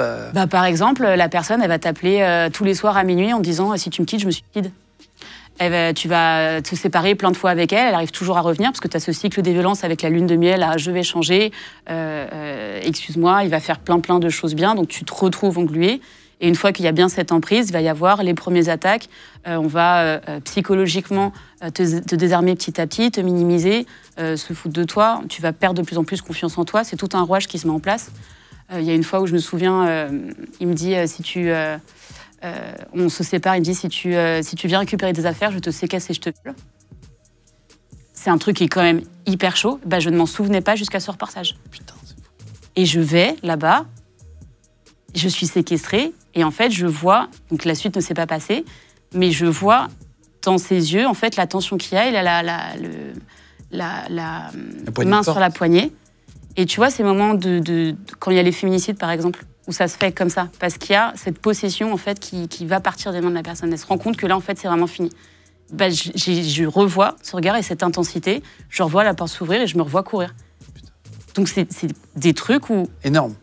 C'est énorme. Et le cerveau est capable de mettre ça complètement de côté. Et je suis convaincue de ne pas être la seule à qui il a pu se passer des scènes comme ça. On a minimisé en se disant, c'est bon, c'est passé, ou j'en parle pas. Ou Est-ce que la justice est assez efficace avec les féminicides, avec des évolutions avec à faire. Les agressions, avec tout ça? Je pense qu'on est sur le bon chemin parce que c'est le sujet. De toute façon, on lâchera rien, que ce soit nous, que ce soit toutes les personnes qui sont actrices dans ce milieu, et que ce soit du côté politique, du côté associatif, etc. On ne lâchera jamais rien dessus. Après, il y a eu tellement de couches et de complexité qu'il y a eu dans les textes de loi, etc., que je pense que ça va être encore long pour que ce soit un niveau global où genre il se passe ça. Même si les ministères ils sont avec vous, il y a quand même un énorme chemin à faire. Ouais, ils sont avec nous, mais tout est très politique et tout est selon les intérêts de chacun et c'est très compliqué. C'est très très compliqué. Donc ils sont contents aussi qu'il y ait des initiatives citoyennes derrière qui ne viennent pas remplacer, mais qui, main dans la main, on arrive à avancer ensemble. Il y a eu en 2023, selon le ministère de l'Intérieur, pour terminer, puis après on fait rentrer Charlotte, qui a été sauvée par Angela grâce à l'application, c'est fou. Il y a eu, en 2023, 1185 femmes qui ont été victimes ou tentatives de féminicide dans leur couple. Qu'est-ce que tu penses de ce chiffre? Est-ce que tu étais au courant? 1183, c'est quasiment 3 par jour. Alors, à chaque fois qu'on me pose la question sur les chiffres, c'est hyper violent ce que je vais dire, mais je trouve que les chiffres, de toute façon, sont absolument pas le reflet de la réalité. Je trouve ça assez débile en soi de comparer d'année en année l'évolution des chiffres, parce que dans le cas des violences, on parle de libération de la parole, avant tout. C'est-à-dire que c'est au fur et à mesure d'arriver à créer un contexte, un environnement favorable pour pouvoir en parler, on va commencer à avoir des situations qui vont remonter. Donc quand les chiffres vont augmenter, c'est pas forcément qu'il y en a plus, c'est juste que les personnes vont commencer à en parler davantage. Et après, les chiffres qui sont annoncés, c'est des chiffres qui sont donnés par qui, communiqués par qui, ça va dépendre. Tu as les associations, tu as les autorités, etc. Tu sais qu'il y a des féminicides notamment qui sont mis sous déficience psychologique ou qui vont être mis dans des cases. Et en réalité, s'il y a une déficience psychologique, c'est que la personne l'a tellement matraquée, matrixée d'un point de vue psy, qu'elle en est arrivée jusque-là. Donc, tu as plein de féminicides qui vont être rangés dans des endroits où c'est pas catégorisé comme, mais qui sont. T'es parti habiter aux Émirats Arabes Unis. Ouais. C'est-à-dire aux États-Unis, aux Émirats Arabes Unis. Mais j'ai aussi vécu aux États-Unis. À Abu Dhabi. T'es parti là. Est-ce que c'est plus safe? Alors, déjà, pour le contexte, à la base, je me suis pas dit je vais vivre aux Émirats. On me pose comme ça. Donc, je suis mariée, j'ai 2 petits garçons. Et juste avant le Covid, mon mari rentre un soir et me dit qu'il a le job de ses rêves. Il n'est pas influenceur, je t'arrête tout de suite. Il y a plein d'autres gens bien qui... Voilà. Des influenceurs bien aussi. Et du coup, et moi, je suis en train de lancer The Sorority. Et je lui dis, il me dit, voilà, j'ai le job de mes rêves. Je suis cool. Il me dit, mais c'est pas à Paris, c'est pas grave. C'est pas en France, c'est où? Il me dit, les Émirats, Dubaï. Et on n'a pas encore fait le Covid, c'est-à-dire qu'il n'y a pas encore eu la vague. Il travaille dans un grand groupe français, il est vraiment pas sur Internet. Pas du tout. N'allez pas le chercher, c'est quelqu'un de très, très discret. Et du coup, il me dit ça, il me dit Dubaï. Et là, mais je fonds en larmes. Je lui dis, mais pas du tout, je suis en train de lancer The Sorority. Pour les femmes en France, rien à voir. Et puis, j'ai les a priori des Émirats. C'est-à-dire que pour moi, c'est une religion spécifique, je ne vais pas avoir de liberté, enfin, tout ce qu'on pense ici quand on n'a pas voyagé, qu'on n'est pas allé par là. Donc moi, je suis complètement effondrée. Et j'arrive là-bas, je le vis hyper mal pendant 6 mois, et au bout d'un moment, je me rends compte que pas du tout. En fait, c'est limite un monde de bisounours magique à côté, donc je sais que je vais passer pour une illuminée des Émirats, mais il faut vraiment que les personnes prennent le temps de prendre l'avion et d'y aller. C'est hyper sécurisé, tout est fait pour les enfants. C'est un contexte en fait qui me permet aussi, je déploie The Sorority hyper rapidement parce que je suis apaisée et j'ai beaucoup de stress en moins, j'ai tout un contexte qui peut le faire et j'arrive directement en période Covid parce qu'à peine on reçoit nos meubles, Covid. Donc en fait je suis en capacité d'interagir avec des personnes aussi rapidement que si j'étais physiquement en France et on déploie au fur et à mesure. Et donc je vis 3 ans à Dubaï, ça se passe super bien. Je dois rentrer en France l'année dernière, j'ai fait une dépression, clairement. Je vois du coup l'avant-après et je peux comparer. Pourquoi? Sur la sécurité même, tu vois une différence? Ah mais je flippais tellement. Et pas en mode je suis tarée ou quoi, mais un truc con, on emménage chez nous, 2 semaines après, notre grillage est coupé, des gars qui ont essayé de s'infiltrer chez nous. J'ai 2 petits garçons, en fait, je dors pas pendant 2 mois. Mais genre, je dors pas, c'est-à-dire que les premières nuits, je me mets en boule comme un chat devant leur porte comme une tarée. Je vrille complet. Enfin, c'est tellement le jour et la nuit entre les deux. Donc, bon. Et donc, on vit 1 an en France. Il a de nouveau une opportunité pour aller à Abu Dhabi, cette fois-ci. Abu Dhabi qui est très familial et qui est aussi très, très beau. Et donc, maintenant, je suis entre Abu Dhabi, la France et le monde entier, puisque notre communauté est partout. Donc, je peux aller également aider des communautés en Inde, en Afrique. Ah oui, si vous nous regardez de l'étranger, oui, venez. Je sais qu'on a beaucoup d'Australiens aussi. Je crois qu'il y a 14 ou 15 000 Français qui partent là chaque année en plus, en Australie par exemple. On est déjà présente et ouais, venez. Voilà, sur plein de pays, le Canada, tous les pays francophones, hein, Belgique, Suisse, Luxembourg, tout le Maghreb, etc. On vous embrasse fort. Et je sais que voilà, vous nous regardez nombreux. Donc vous pouvez prendre l'application là-bas, ça fonctionne partout. Oui. On est déjà hyper présents. Là, hier, on était en Belgique, on a une très très forte communauté. Suisse, pareil. Canada, tu l'as mentionné. Et donc, si vous n'avez pas... et si une fille peut venir, il faut qu'elle soit parrainée ou pas, non? Non, non. C'est que pour les garçons? Ouvert, oui. D'accord. C'est ouvert dans le monde entier et tout reste gratuit. On est traduit en 16 langues. Et comme ça, vous pouvez regarder juste même par curiosité, télécharger l'appli et regarder s'il y a du monde autour. C'est intéressant à savoir. Et si vous en parlez, vous assurez la sécurité de votre ville et votre quartier, parce qu'on réduit les distances entre les personnes. Et en direct, tu vois le nombre de personnes qu'il y a de connectées à X kilomètres, à 30 kilomètres autour de toi. Tu peux modifier. Donc tu vois s'il y a du monde, si t'es le premier. Il y a des zones où il n'y a rien du tout encore aujourd'hui. Justement, j'allais dire, ce qui est drôle, c'est dans les zones rurales où les personnes, elles le prennent, genre, il va y avoir personne. Elle l'ouvre et elle m'envoie des messages en mode mais c'est ouf. Enfin, genre, il y a beaucoup de monde, ouais. Ouais. C'est quoi la suite pour toi, pour terminer? Puis on fait rentrer Charlotte. Pour terminer, là on est en train d'intensifier du coup le réseau dont je te parlais, entraide citoyenne, associations, autorités et de plus en plus les grands groupes et les collectivités à nos côtés, partout dans le monde. Donc hier on était en Belgique, demain on sera en Suisse. On va aller aussi de plus en plus du côté africain, du continent africain, les États-Unis et Colombie. Là, je t'annonce Colombie et Brésil cette année. C'est fort. C'est les endroits où voilà, ça va vraiment servir. Et on intensifie les liens avec les grands groupes du coup qui s'unissent à nos côtés pour sensibiliser et protéger leurs salariés, pour communiquer sur leur engagement et ce qu'ils mettent à disposition du coup du grand public, et pour pouvoir devenir aussi lieu sûr à nos côtés pour mailler tout le territoire et qu'ils agissent avec nous. Donc les lieux sûrs, ça peut être une pharmacie, ça peut être des endroits où on peut Une courir, boulangerie, se un cacher. salon de coiffure, une agence. Mais il va falloir de l'argent pour ça, non? Absolument. Et du coup, là, c'est vraiment des services qu'on fait avec les entreprises. On a des conventions d'adhésion avec les collectivités. Et avec les entreprises, on fait des services où on va sensibiliser, protéger et communiquer. Et donc là, c'est payant et ça permet d'assurer la gratuité de tout ce qu'on fait. Et les États, ça leur ferait mal de te donner un peu d'argent ou ils... Bah écoute, on passe un message là ou pas? Voilà. On est conventionné, mais ça serait pas mal d'aller plus loin. Voilà, si les États peuvent aider aussi, ça serait bien. Donc, on passe au message. Il y aura le lien. De toute façon, si vous voulez télécharger l'application, et puis vous pouvez vous renseigner, je mettrai un lien de contact si tu veux pour toi, une adresse mail ou quoi, dans la description, si vous voulez joindre Priscilla pour X ou Y raison, si vous êtes un groupe, si vous êtes Ou faire un don à l'association, vu qu'on est une association à la base. Ah oui, si vous voulez faire un don, si vous êtes le maire d'une ville ou la maire d'une ville, contactez-nous. Ça peut être intéressant. Présidente de région, c'est intéressant aussi. La région Île-de-France, on l'aime d'ailleurs, qui fait partie de nos soutiens. D'accord, ok. Qui est le premier lieu sûr, dans tous les lieux sûrs que tu as, c'est l'Abri, qui est au siège de la région Île-de-France à Saint-Ouen et qui propose un soutien psychologique et juridique. Et pareil, si des régions veulent mettre en place des dispositifs, ça aide beaucoup les populations locales. Bon, je vous mets tous les liens dans la description de ce podcast audio aussi sur Spotify, Deezer, Apple Podcast. Et on va faire rentrer Charlotte maintenant qui a été sauvée par Angela via l'application et que Priscilla qui a créé l'application ne connaît pas. Non, je les ai pas vus. C'est parti. Allez, ça y est, on a fait rentrer un canapé pour accueillir tout le monde si vous nous écoutez en podcast audio. Donc, tu t'es rassise, Priscilla. Cette fois-ci, tu es à côté de Charlotte et d'Angela. Bonjour à toutes les deux. Bonjour. On ne s'est pas parlé avant. Tu peux confirmer, Priscilla, oui, pour qu'on garde un peu horrible. la fraîcheur. Alors, pourquoi tu dis c'est horrible? Parce que vous vous connaissez pas, mais vous vous connaissez, j'ai l'impression. Oui, on a C'est qu'on a plein de choses à se dire. très fort. Tu peux expliquer, Priscilla? Puis après, on va faire parler tout le monde. Je connais l'histoire parce que du coup, Angela participe à une entraide au moment où Charlotte lance l'alerte. Donc, je la laisserai décrire tout ce qui s'est passé. Et Angela a ce réflexe de sortir son téléphone et de filmer tout ce qui est en train de se passer. Donc, ça a été, je pense, dans les rares agressions, on voit vraiment ce qui se passe en temps réel. On comprend comment ça On a les témoignages écrits, à chaque fois, on a après que ce soit passé. Ouais. Mais là, Angela, en fait, a ce réflexe tout de suite de tout filmer et on voit concrètement comment ça se passe quand il y a l'entraide qui se l'impact de fait, l'appli, quoi. les autorités qui arrivent. Et voilà. Donc, pour moi, fort. ça me m'émeut beaucoup parce qu'on voit le concret du coup de tout ce qu'on a créé et ce qu'on a permis de faire. D'accord.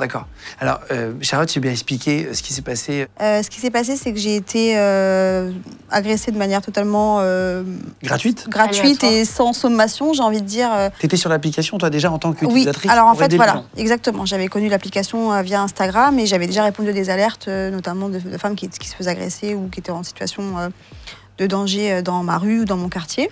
Donc, tu as déjà sauvé des gens avant? Alors, sauver, non, mais j'ai déjà répondu, ça, pour essayer de comprendre ce qui était en train de se jouer, si la personne était toujours en danger ou pas, parce que parfois, on voit pas forcément la notification tout de suite. Donc, quand on se rend compte que ça fait déjà 5 ou 10 minutes, on se dit, merde, est-ce qu'elle est toujours en danger ou est-ce que je peux quand même intervenir, etc. Donc, ça m'était déjà arrivé. Donc, j'avais déjà compris que c'était une application importante, mais évidemment, je n'avais pas pensé qu'un jour, j'en aurais besoin. Donc, ce qui se passe, c'est que, en fait, je suis... quand je dis sans sommation, c'est vraiment ce que j'ai ressenti, parce que je suis sortie très rapidement pour acheter un goûter. C'était où? Attends, pour aussi. Alors, dans ma rue. Non, mais c'est à Paris? Ouais, dans ma rue, dans Paris, dans le 20e. Je sors pour acheter un goûter, donc je sors vraiment très très vite de chez moi. J'ai mes écouteurs avec ma musique à fond, donc en fait, je suis vraiment dans mon monde.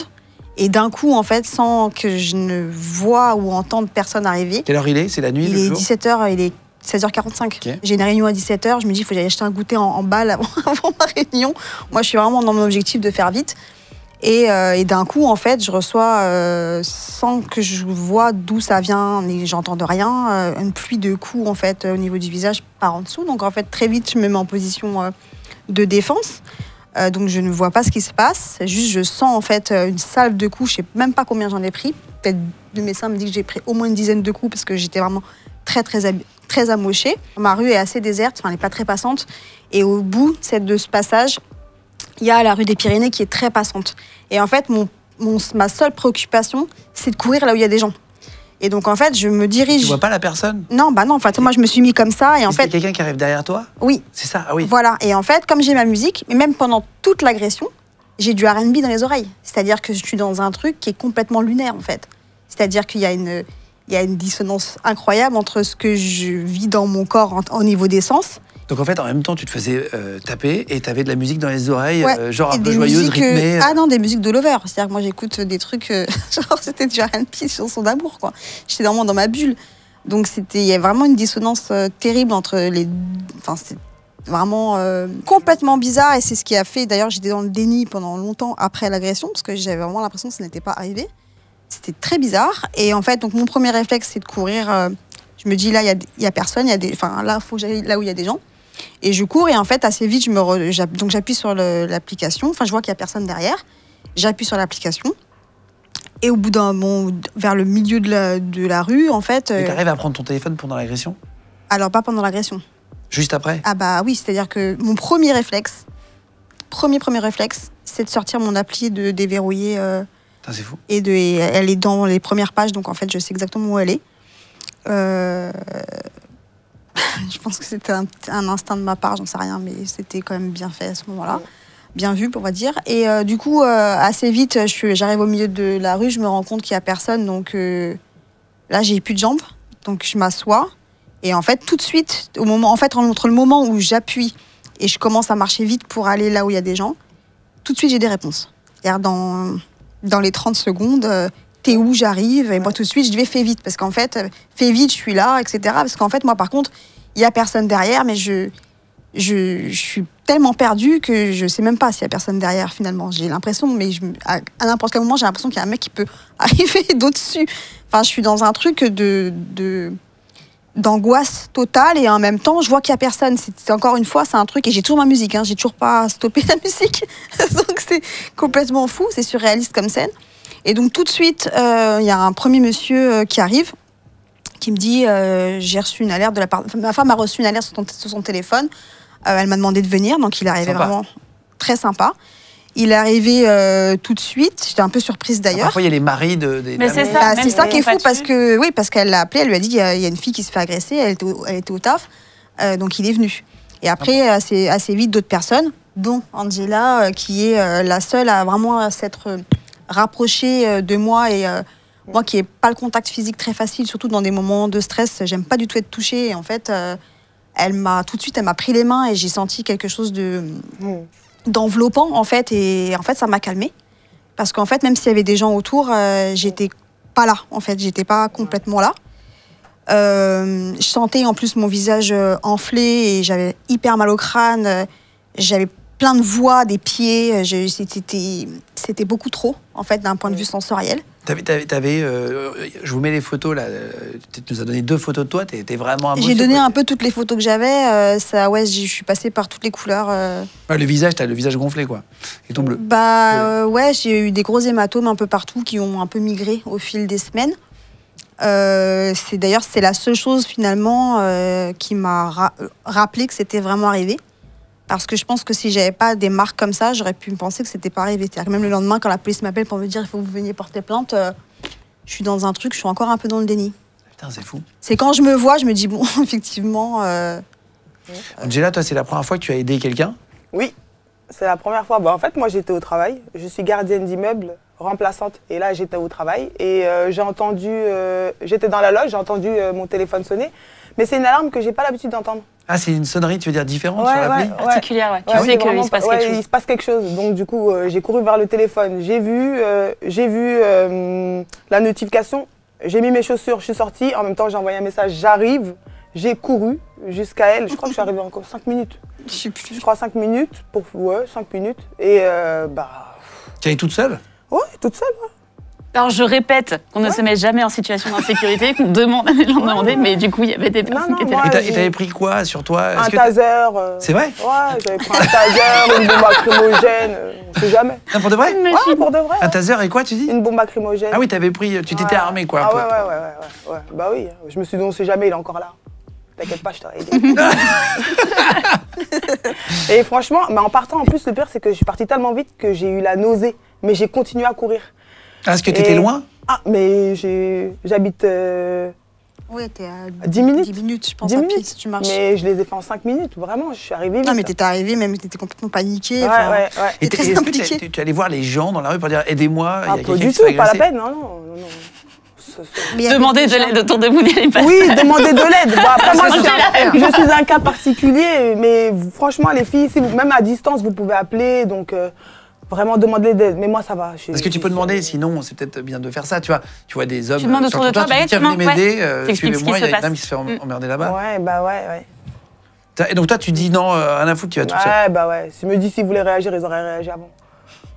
C'est tout. Bah, mais il la était rue pas était vu. quand même hyper déserte. Hein. C'est-à-dire que là, Voilà, si tu sais c'est pas, si tu sais pas que je suis là, personne. Ouais, mais me des fois, il y a trouve des là. gens autour et ils font rien. Donc, Bah, c'est l'effet témoin. ouais, moi, j'ai pas cet effet-là. Hein. Non, toi non, mais Non. c'est justement là ta part. Ouais. Et t'arrives et t'es la première ou t'es... Non, Non, il t'as y pas avait, le monsieur le monsieur et une dame. Je me En fait. souviens Il y plus. avait un Là, par monsieur contre, et une dame quand je suis arrivée. Et ils étaient devant elle, elle hurlait au sol.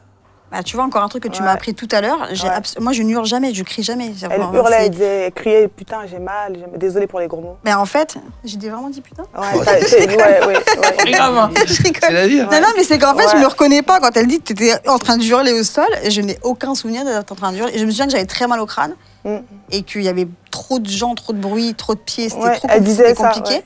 Ah ouais? Mais oui, mais quand je t'ai tenu les mains, je t'ai dit, mais est-ce que t'es tombée dans les pommes? Tu m'as dit, non, je crois pas. Je t'ai dit, bah ça va aller, par contre, tu vas être gonflée, ma belle. Je lui ai dit ça.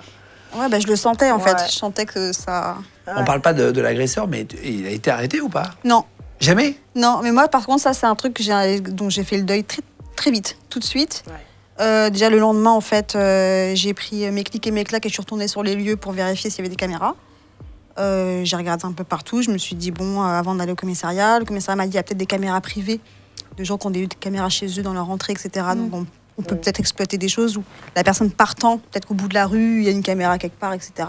Et comme j'ai pas eu de nouvelles depuis, j'ai supposé qu'on ne le retrouverait pas. Et c'est un deuil que j'ai voulu faire tout de suite. Parce que c'était mon premier combat le soir même. C'était de ne pas céder ni à la haine, ni à la peur, ni à la perte de foi. Ouais, Et bah oui. tout de suite, je me suis dit, en fait, on s'en fout. Enfin, quelque part, on s'en fout. Non, parce que s'il m'agresse, moi, il peut agresser d'autres personnes, etc. C'est dur En à vrai, trouver, alors, c'est ça dur va à peut-être te trouver. paraître bizarre ce que je vais dire, mais je pense que j'ai une empathie qui est tellement grande que je me suis dit, le pauvre type, en fait, lui, il est coincé dans sa folie. Je dis pas que s'il mérite pas, mais c'est Ouais. pas à moi de décider de ça, en fait. Ah non, non, mais... Moi, je vis mon truc. Moi, mon combat à moi, c'est de vivre avec ce qui s'est passé et qu'est-ce que j'en fais, en fait. Parce que je peux pas changer ce qui s'est passé. Je reviendrai pas dessus. Qu'est-ce que je fais de ça? Tu sais, il y a T'as cette pas pu fameuse voir son phrase. visage et tout? T'as pas pu faire de portrait robot Non. pour la police? Non, j'ai rien vu. Je pense qu'il m'a parlé. Et peut-être moi, la seule supposition que j'ai eue, c'est de me dire peut-être qu'il m'a parlé et qu'il m'a interpellé et que je n'ai pas répondu puisque j'avais ma bien, musique. tu vois. C'est ce que en fait, c'est ce Ouais, mais que c'est je pas me une dis. raison pour taper. Mais- avec- Non, je dis pas Mais que c'est on une essaie raison, même mais, de faire un mais je me narratif suis dessus. dit, qu'est-ce qui fait que d'un coup, là, il me voit et il a envie d'en découdre? Je fais Il y a plein de 1m50. vidéos sur internet de caméras de surveillance, il y a des mecs d'un coup, ils tapent quelqu'un Ouais. dans la Bah rue. au oui, hasard. c'est possible, mais du coup, je me suis dit, t'auras pas d'explication en fait. Donc en fait, tu sais, il y a cette fameuse phrase, je sais plus de qui dit qu'est-ce que je fais de ce qu'on a fait de moi, tu vois. Et c'est exactement la même chose que j'ai pensé, c'est qu'est-ce que je fais de ce qui s'est passé. Et faut pas que ça me change, faut pas que ça me transforme. Mon seul combat, il était contre moi et personne d'autre. Donc qu'il soit un jour appréhendé, qu'il paye à la société, ce sera son dos. Mais moi, ma vie, c'est pas lui en fait. Et tu fais plus attention dans la rue maintenant? Est-ce que tu mets un Alors, écouteur en moins? J'en sais rien. ouais. Est-ce que tu as adapté ta... Mais je le faisais déjà ça avant, mais la nuit. En pleine journée dans ma rue, clairement, j'avais pas pensé que ça pouvait arriver. La nuit, je le faisais déjà. Évidemment, mettre les écouteurs, pas de musique, ou faire genre je suis au téléphone, ça c'est un truc qu'on a l'habitude de faire. hein. Ouais, tu fais semblant de... Bah, on fait, je crois qu'il n'y a pas une femme sur Terre qui se balade le soir dans la rue et qui s'imagine qu'il va rien se passer. Enfin, t'es un peu toujours sur le qui-vive. Tu vois, t'as toujours un truc de dire... nous, enfin, vraiment, les femmes, on vit dans une société où partout où on va, où on sait, on se demande quand je vais rentrer, à quelle heure je vais rentrer, est-ce que quelqu'un va me ramener, est-ce qu'il faut que je prenne un Uber, faut que je vérifie que j'ai de la batterie parce que si je ne pourrais pas prendre de Uber, et Ouais. par quelle rue je passe, ah non, faut pas que je passe par cette rue, faut pas que je boive tant d'alcool, etc. Enfin, on a toujours ce truc, dès qu'on sort, en fait, de se poser 1000 questions de comment je fais pour rentrer saine et sauve chez moi. Ouais. C'est des questions que, l'air de rien, les hommes, vous vous posez pas. Il y a des mecs qui rentrent à 4h du matin, pétés, qui vomissent 5 fois dans la rue avant de rentrer chez eux. Ils se posent pas la question de s'ils vont se faire agresser ou pas. Mais ça, c'est pas normal de se poser la question. Mais pas du tout. À Abu Dhabi, tu te poses pas la question? Non. Pourquoi? Parce qu'il y a une justice forte. Ça ne veut pas dire non plus qu'il n'y a pas d'insécurité. Tu vois, Ouais. on apprend aussi qu'il y a des certaines, sans D'accord. parler là-dessus, mais il y a des certaines strates de population où il y aura des violences de toute façon. Non, mais tu sais que si tu fais quelque chose, tu vas sûrement payer. Tu sais que ça va Et mal beaucoup se plus passer. gravement à Abu Dhabi, Oui. du coup, ça donne peut-être moins envie d'y aller. Non, ils pour n'ont pas certaines envie. Non. personnes. Pas Voilà. trop envie. C'est ça, non, mais ça peut aider aussi, parce Ouais. qu'il faut chercher des solutions. En Bah, plus de. oui, mais tu c'est vois, des communautés qui sont très jeunes, tu vois. Tu peux pas comparer quelque chose des systèmes qui datent de. C'est ça, je pense, la plus grosse différence. C'est quand tu mets des règles toutes neuves qui sont comme ça et que tu vas pas bouger, et des populations qui sont habituées à ce qu'en fait, elles aient rien. Mais je suis pas en train de rêver d'un modèle, je dis juste il faut chercher des solutions à droite, à gauche, faire un benchmark de ce qui marche bien à droite, à gauche, regarder. Et puis déjà, l'entraide citoyenne. Exactement. L'éducation, en plus, je suis maman de petits garçons. C'est vraiment des graines qu'on plante. Tu vois, quand j'essaie de réfléchir à la base de la base, tu te rends compte que depuis qu'on est petite, on nous dit fais attention à ça, dis pas de gros mots. Tu vois, même la réaction que vous faites, moi je dis putain, j'en ai rien à foutre, vraiment. Ouais. Mais tu vois, c'est ne sois pas grossière, des activités, ça c'est pas toi, ça va être plus être rangé, faire la cuisine, tu vas pas faire du karting ou des trucs comme ça. Et en fait, au fur et à mesure, à chaque fois, dès qu'on évolue année après année, on est invisibilisé, mais c'est réel, hein. C'est pas c'est vraiment concret. La cour d'école. Il y a de plus en plus d'écoles du coup qui adaptent leur cours d'école, mais tu vois, la partie dédiée au foot prend énormément de place. Ce qui se passe, c'est que les filles du coup qui vont pas forcément faire du foot, et il y en a de plus en plus heureusement, mais vont se retrouver dans des parties plus reculées dans la cour et vont être de moins en moins visibles. Et en fait, c'est ce que tu vois au niveau de la société ou l'espace public, et c'est pour ça que l'idée aussi de ce qu'on fait, il y a des études d'impact qui sont en train d'arriver, on est en train de reprendre notre présence dans l'espace public, parce que plus on le déserte, plus on a l'impression qu'il y a que des hommes et du coup qui sont en plein pouvoir. Alors qu'en réalité, voilà, si on a cette confiance qui revient au fur et à mesure, on revient à des postes à responsabilité, on reprend l'espace public, etc. Tu penses quoi du féminisme, des groupes féministes, parfois plus ou moins hardcore? Je pense que ça a été... En fait, moi, quand je démarre The Sorority, je ne fais pas du tout partie de ce milieu, de cet environnement, milieu associatif, etc. Et je ne sais pas forcément où me placer dessus. Mais vraiment, c'est une déconstruction au fur et à mesure. Et c'est très difficile. Et en fait, au moment où je vais dessus, j'en parle pas du tout à mes proches. Parce que je sais que je vais me prendre des réflexions, genre... toute la diabolisation qui a été faite du féminisme, tu vois. Et même moi, j'ai du mal avec le terme à ce moment-là. Tu vois, j'ai une vision qui a été créée, notamment via les réseaux, etc., qui n'est pas là où je me retrouve. Ouais, c'est pareil. Et quand tu réfléchis bien, en fait, toutes les formes... Moi, par exemple, j'ai les fémènes qui me soutiennent, tu vois. Dès le début, elles ont été à mes côtés, mais je n'ai pas du tout la même appréhension, les mêmes actions. Par contre, je considère que chaque personne, à leur niveau, vont mettre des graines et vont donner, du coup, une ouverture à d'autres personnes, de le faire à une autre façon, etc., etc. Mais c'était complètement diabolisé, ce qui est complètement débile, parce qu'au final, le féminisme, c'est juste dire qu'on est au même niveau. C'est pas genre on arrive plus ou moins, c'est juste on est au même niveau et on vit en sécurité et ensemble, c'est même pas un sujet. Il n'y a pas les gars au-dessus de l'un, c'est juste ça, tu vois. T'en penses quoi? T'as acheté quand il te parlait? Franchement, les féministes 2.0, moi, ça a tendance à me gonfler, en fait. Pourquoi? Parce qu'elles vont trop loin. C'est limite, il faut détester les hommes. Moi, je ne vais pas détester les hommes pour leur faire plaisir. Hein. C'est pas possible. C'est qu'ensemble qu'on y arrivera, quoi qu'il arrive. Enfin, pour le coup, c'est un message où c'est important aussi de le rappeler. Cette distorsion dans la société, ça fait que créer encore plus... oui, et il y a plus d'agressivité des deux côtés. Donc, oui, il y a des hommes violents. Oui, il faut les punir. C'est un non-sujet. Voilà. Les hommes, et là, je passe le message par pitié, tu vois. Quand je te disais, il y a des choses qui me sont remontées. Un exemple tout simple, je travaille à ce moment-là dans un grand groupe. Il y a 40 mecs autour d'une table. Je suis la seule femme. Non, il y a 3 femmes. Il y a une responsable Europe, une autre qui n'écoute pas forcément. Je viens d'apprendre que je suis enceinte de mon premier petit garçon. Ok ? Le responsable zone, il arrête toute la réunion. C'est une table, il y a 40 personnes, grosse table. Hein. Il arrête toute la réunion, il me regarde droit dans les yeux et il me dit « Priscilla, quand est-ce que tu comptes être enceinte ?» J'ai appris la veille. J'ai fait mon test la veille, j'apprends que je suis enceinte. Pas du tout prévu, tu vois. Je suis en sidération complète. La table entière s'arrête, me regarde. Je suis en sidération, je commence à devenir rouge. J'ai chaud, genre t'es pas bien, t'es en stress. Il y en a qui commencent à se foutre de ma gueule. Il y en a un en face de moi, il a 50 ans. Il dit tout haut. Il me regarde même pas. Il dit tout haut, ça se trouve, elle est enceinte, elle le sait même pas. Genre, les couches, elles se rajoutent, tu vois. Et ben putain, si à ce moment-là, il y a un gars qui s'était levé ou qui a regardé un gars qui fait « Ce que tu fais, c'est pas OK. Tu la mets mal à l'aise. Ça sera un mec. Tu te serais jamais permis de faire ça. C'est pas cool. » Je veux dire que le gars en face, il a honte. Toi, t'as honte. Le truc, il s'arrête complètement. Il n'y a pas besoin de se battre ou d'insulter. Juste, c'est pas OK. Là, tu l'as blessé. Et putain, dites-le, ouvrez votre bouche et vous nous aidez. Et en fait, on arrive au même niveau. Cette distorsion va pas aider si d'un côté on met plus femmes comme... Non, c'est ensemble qu'on y va. Mais ils peuvent intervenir aussi. Merci Angela d'avoir donné ton avis. Je t'en prie. Merci d'être intervenue. Merci d'être intervenue. Je suis hyper émue de te voir. Ouais, je suis contente de te voir. Et merci d'être là. Je trouve merci d'avoir créé du coup son nom. Merci à toi d'avoir créé l'application. Et ajouter l'application, les filles, hein, c'est important. Juste pour terminer, comment ça va depuis l'agression? C'est une vaste question parce que je pense que le déni m'a fait croire que j'allais très très bien au début. Mais sauf que cette agression a remué des choses en moi que je pensais avoir terrées loin. Et du coup, ça... Alors, je vais bien dans le sens où je me sens pas en danger, je n'ai pas de haine, je n'ai pas de...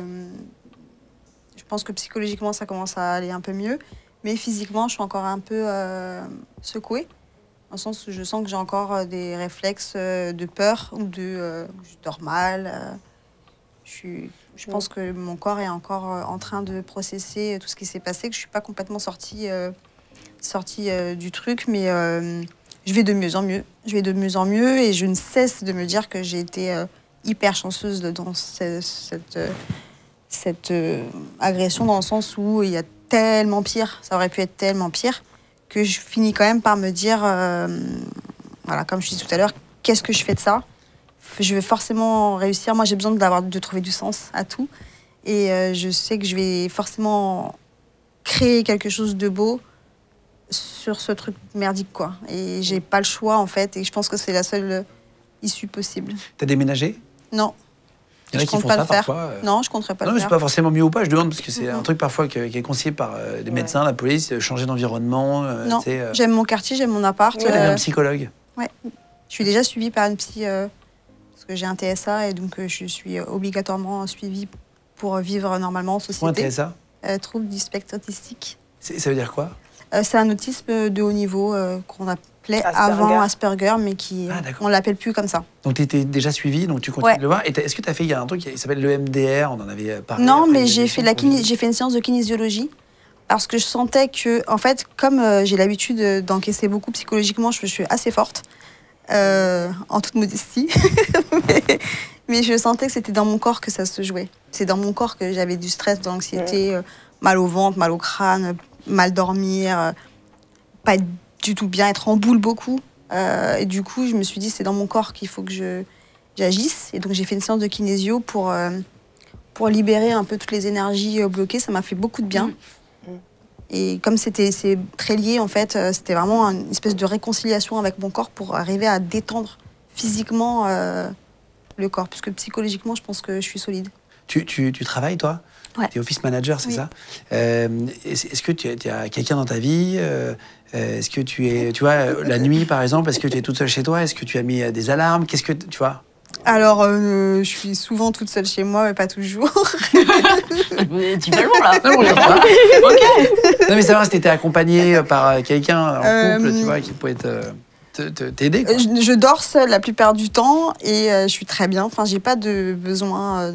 Je me sentirais pas plus en sécurité d'avoir un homme dans mon lit le soir. Ah non, mais je sais La pas si t'avais communauté des avec enfants, toi. Il y en a qui ont des enfants qui paniquent 2 fois plus après, à juste titre. Et tout. Alors, j'ai des enfants en garde partagée, donc je les ai une semaine sur 2. Et en réalité, pour être très honnête avec toi, la solitude m'a aidée. J'en avais besoin après d'être seule pour avoir du temps, pour penser, pour ne faire que ça, avoir personne à m'occuper. faire les choses à Ne ton penser rythme. que à qu'est-ce que j'ai envie de manger, est-ce que j'ai envie de peindre, est-ce que j'ai envie de lire. Je me suis dit là, en fait, ta solution, c'est de te dorloter. Tu vas prendre soin de toi, comme si tu avais ta meilleure amie qui était là et que tu voulais prendre soin d'elle, en fait. Et je me suis mise dans cette posture-là. Et c'est que dans la solitude, je pense que tu peux vraiment le faire. J'avais pas spécialement envie de parler ou de raconter. Toi, Angela, tu disais que tu étais venue rapidement, comme ça, armée, en prenant tu avais prévu voilà, une bombe lacrymogène, etc. Est-ce que tu as eu d'autres alarmes? Il y en a 700 par mois sur l'application The Sorority. Est-ce que tu en as eu d'autres? Il y en a eu 2 autres, mais c'est parce qu'elles ont testé l'application. Et tu Je le sais les que ai c'est un appelées test? tout de suite. Non, je les ai appelées en fait. Parce qu'elles avaient mis l'option où on peut les appeler. Je les ai appelées, elles ont répondu. Non, j'ai testé l'application. Je dis, ah d'accord, bon, ça va. Putain, c'est sympa. Hein. Ouais. C'est super bien ton application. Mais il y a bravo. tout l'après. Franchement, Hein. c'est super. Si je peux juste dire un truc, c'est qu'il y a même tout l'après. C'est-à-dire qu'une fois que tout s'est passé, j'ai reçu plein de messages Oui. de filles qui étaient venues, qui m'ont dit « Coucou, j'étais là, est-ce que ça va ?» etc. J'ai répondu à tout le monde. Je sais pas, j'avais au moins 20, 30 messages. Je sais plus Tu combien peux garder exactement. contact avec la personne. Bah, qui en t'a fait, aidé. de me demander « Coucou, comment vas-tu aujourd'hui ?» C'est un vrai élan d'amour que tu Ah, prends. mais ça, c'est complètement fou, en fait. Ouais, franchement, c'est De génial. voir que les gens pensent à toi, de dire « En fait, ça s'est passé hier, mais tiens, je vais essayer de savoir comment elle va aujourd'hui. » C'est Ah, ça doit faire chaud au cœur. bah, c'est pas rien, du tout. Est-ce que tu t'es acheté une bombe lacrymo, un truc quand tu marches dans la rue maintenant? Non. Non. Non, moi, je suis good vibe, je veux le rester. Je veux pas... Tu veux pas changer ta vie? Non, je ne veux pas changer de personnalité. Puis c'est pas à nous de s'adapter, en fait. Non. On s'adapte tout le temps déjà, effectivement, t'as raison. Et puis même, je veux pas changer, je veux pas être paro, ça m'intéresse pas. Mais c'est vrai que tu as raison, c'est pas à nous de changer, mais c'est important de prendre conscience quand tu marches. Rejoignez la communauté et sachez que vous êtes de plus en plus. Vous pouvez télécharger l'application. Je vous le mets, c'est gratuit. Hein, je vous précise. Il n'y a pas de truc payant ou d'abonnement. Non, pas du tout. C'est juste gratos. Voilà, vous le téléchargez dans la description de cette vidéo YouTube. Vous trouverez toutes les infos. Le mail aussi de Priscilla si vous voulez aider, faire des dons, si vous avez un groupe, si vous êtes maire d'une ville, si vous êtes politique, si vous êtes ministre, que vous voulez à un moment donné... faire plus. Faire plus, hein. On peut Faire toujours mieux. faire plus. Toujours faire plus. Et puis pareil, dans la description des podcasts audio, sur Spotify, Deezer, Apple Podcast, un sujet important.